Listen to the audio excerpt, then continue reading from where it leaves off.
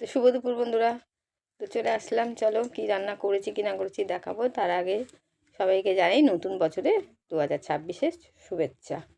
সবাই ভালো থেকো। তো চলো কি রান্না করলাম কি না করলাম দেখাই। চলো দেখাই কি রান্না করেছি।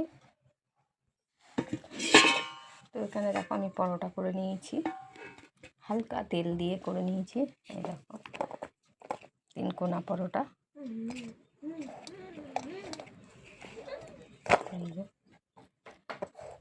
আজকে পরোটা করেছি, আর তার সঙ্গে কি আছে চলো দেখাই।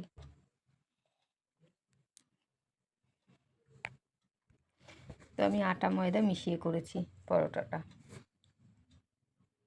তো চলো আর কি আছে। তো এখানে আছে দেখো মাংস করে নিয়েছি, এই যে কষা কষা করেছি একদম মাংসটা।